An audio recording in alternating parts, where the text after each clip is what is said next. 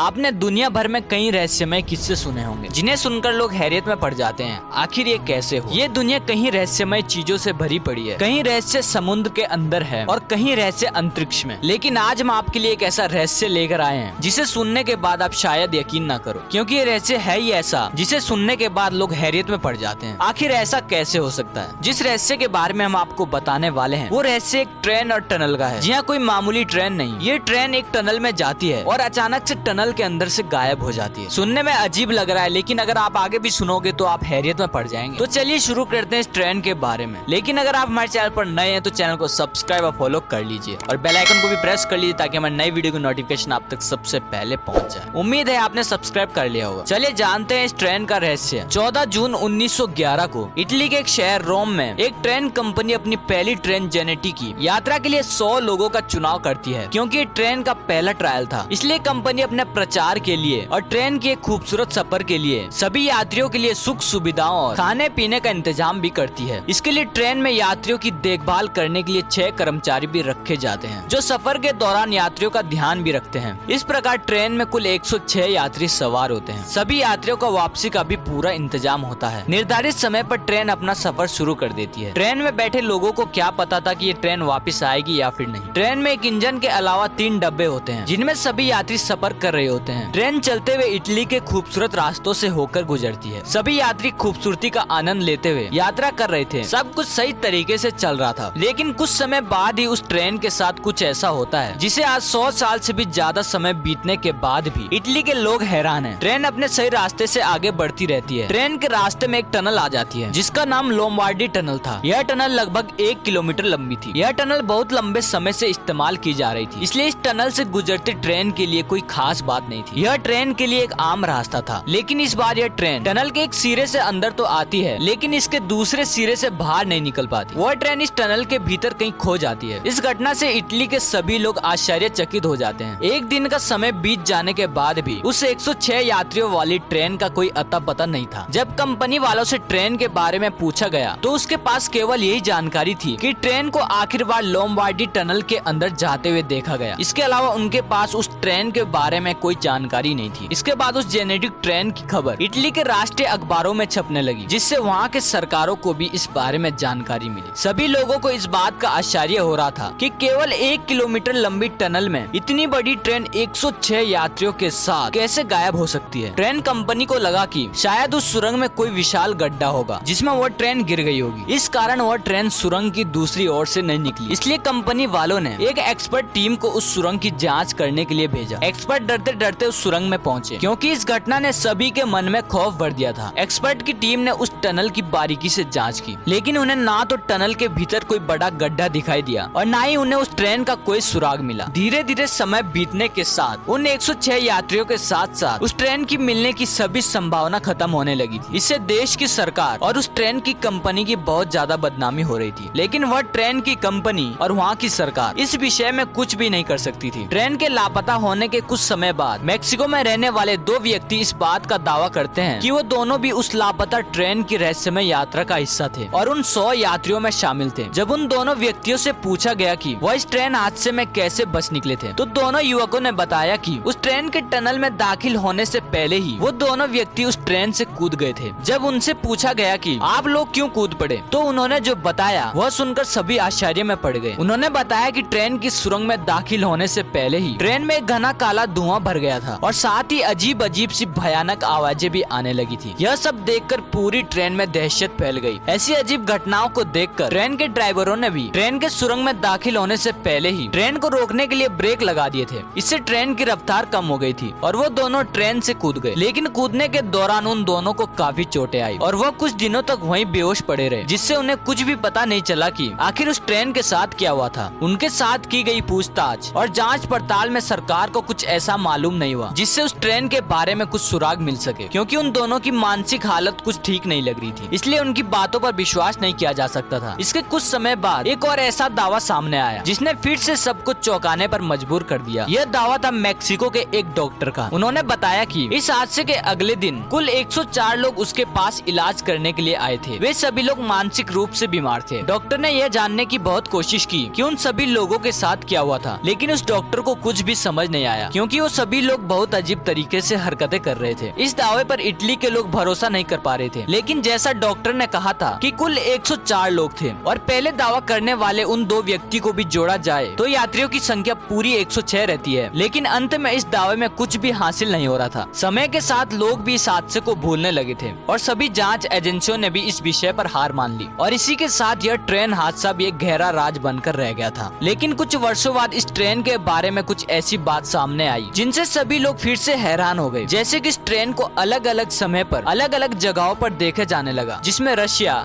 Spain, Italy, Mexico और Ukraine के कुछ शहर शामिल हैं। इस ट्रेन को देखने वाले सभी लोग ठीक वैसे ही हुलिया बता रहे थे जैसा उस गुमशुदा ट्रेन का था। वही एक इंजन और 3 डिब्बों वाली वही ट्रेन सभी लोगों को दिखाई देती थी और गायब हो जाती थी। लोगों के इस दावे के बाद एक्सपर्ट ने यह निर्णय निकाला कि शायद वह ट्रेन सुरंग के भीतर किसी प्रकार की समय यात्रा में फंसी थी और वह कभी सुरंग के बाहर निकली ही नहीं। इसलिए लोगों के द्वारा उस ट्रेन को अलग अलग जगहों पर अलग अलग समय पर देखा जा रहा था। इस प्रकार उस ट्रेन की मिस्ट्री कभी सुलझ नहीं पाई और आज भी वह ट्रेन हादसा इटली में एक बहुत बड़ा रहस्य बना हुआ है। खैर, आप लोगों को क्या लगता है कि इस ट्रेन के साथ क्या हुआ था? कमेंट करके अपनी राय जरूर दीजिएगा। और अगर आप ऐसी मिस्टीरियस वीडियो देखना चाहते हैं तो हमारे चैनल पर हर समय अवेलेबल रहती है। और अगर आप हमारे चैनल पर नए हैं तो चैनल को सब्सक्राइब और फॉलो कर लीजिए और बेल आइकन को भी प्रेस कर लीजिए ताकि हमारे नई वीडियो की नोटिफिकेशन आप तक सबसे पहले पहुंच जाए, ताकि आपको इस तरह की वीडियो आगे मिलती रहे। और आप हमारे साथ सोशल मीडिया पर भी जुड़ सकते हैं, जैसे कि इंस्टाग्राम, फेसबुक, ट्विटर। उम्मीद करते हैं आपको वीडियो पसंद आया होगा। अभी के लिए इतना ही, मिलते हैं अगली वीडियो में। Thanks for watching.